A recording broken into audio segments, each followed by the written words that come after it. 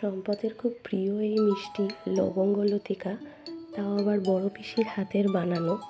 তাই এইবার বড় পিসির কাছ থেকে শিখেছিলাম কীভাবে লবঙ্গ লতিকা বানাতে হয়। কালকে বাবাকে বললাম একটু সন্দেশ এনে দাও, বানাই লবঙ্গ লতিকা। বাবা এবং মা শিলং ঘুরতে যাচ্ছে সামনেই, তাই ওরাও কিছুটা নিয়ে যাবে। বাবা সকালবেলায় নিয়ে আসলো আর আমি দুপুর থেকে শুরু করলাম। প্রথমে একটু ময়দা নিয়ে তাতে ঘি ময়ান দিতে হবে। ময়ানটা যেন ভালো হয়, আর হালকা গরম জল দিয়ে মাখতে হবে। ঈষৎ উষ্ণ জল দিয়ে ঘি ময়ান দিয়ে ভালো করে ময়দাটার মেখে কিছুক্ষণ রেখে দেওয়া হলো।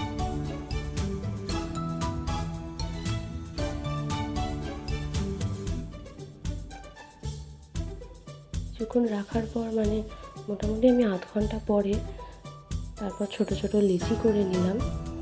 এমন ধরনের ওই লুচির মতনও নয়, আবার একেবারে ছোট যেমন ফুচকা বানানো হয় সেই রকমও নয়। এই দুইয়ের মাঝামাঝি মতো এমন ছোট ছোট করে লিচি বানিয়ে নিলাম।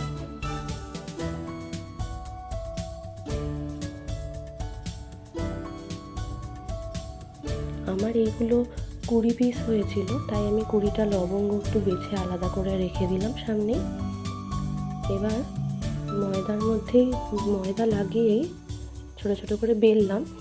বেলাটা কিন্তু লুচির মতন সাইজেই হলো, একটু পাতলা করে বেলতে হবে। তারপর সেই সন্দেশগুলোকে মাঝখানটায় ছোট ছোট চৌকো মতন একটু করে নিয়ে ফোল্ড করে নিলাম। এই জিনিসটাই আমার খুব মজার লাগে। আর ফোল্ডের জায়গাটা লবঙ্গ দিয়ে আটকে দেওয়া হলো।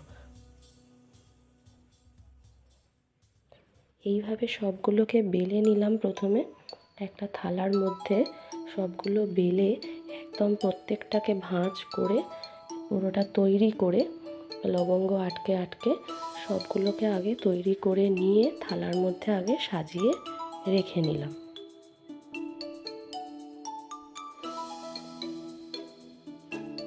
এইটা আমার 20 পিস হয়েছিল।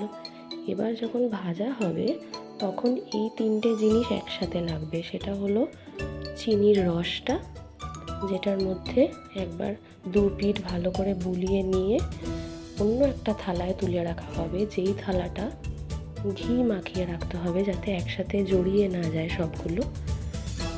চিনির রসটা যেটা করা হচ্ছে, এটা 1 কাপ চিনির সাথে হাফ কাপ জল দিয়ে ভালোভাবে ফুটতে থাকবে। একদম ফুটে সেই ক্যারামেলের মতো হয়ে যাবে সেরকমও নয়, আবার একদম জলও থাকবে সেরকম নয়। একটু ঘন করে নিয়ে চিনির রসটা করে নিয়ে এর সাথে সাথেই কিন্তু অন্য একটা থালায় ঘি মাখিয়ে রেখে দিলাম। আর তেল, সাদা তেলেই ভাজলে হয়, কোনো অসুবিধা নেই। তার সাথে একটু ঘি মিশিয়ে নিয়েছি, 2 চামচ ঘি দিয়ে দিয়েছি। সেটা গরম বসিয়েছি, কারণ এই কাজটা পুরোটাই একসাথে হবে।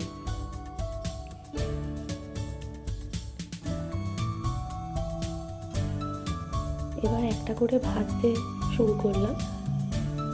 খুব লাল করে দেবো তা নয়, একটু গোল্ডেন মতন হলো সেই অবস্থাতে চিনির মধ্যে দিয়ে দিলাম। চিনির রসটাতে মাওটা 2 পিঠ চিনির রস লাগিয়ে নিয়ে সঙ্গে সঙ্গে ঘি মাখানো থালাটাতে তুলে রাখা হবে।